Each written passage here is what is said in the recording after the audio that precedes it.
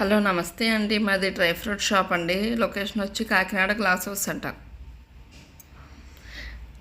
ఈ ఐటెం వచ్చి బాదం చిగురు అండి, గోంద్ అని కూడా అంటారు. ఇవి మా షాప్లో అవైలబుల్గా ఉంటుంది. ఇది సమ్మర్ స్పెషల్ డ్రింక్ అండి. ఇది ఎలా తయారు చేసుకోవాలో చూద్దాం ఇప్పుడు. ఇది ఒక బౌల్ తీసుకుని అందులో 2 పీసులు వేసుకుని దాంట్లో నైట్ నానబెట్టుకోవాలండి. వాటర్ తీసుకుని వాటర్లో నానబెట్టుకోవాలి నైట్ అంతా. దాన్ని నైట్ అంతా నానబెట్టుకుంటే ఇలా జెల్లీలా అవుతుందన్నమాట. ఈ జెల్లీని చూస్తున్నారు కదా మీరు ఎలా ఉందో.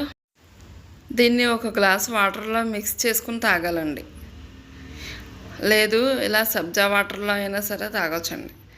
సబ్జా వాటర్లో అయితే పిల్లలు కూడా ఇష్టపడతారనమాట. అందుకని చెప్పి నేనైతే సబ్జా వాటర్లో కలుపుకొని తాగామండి. చాలా బాగుంది.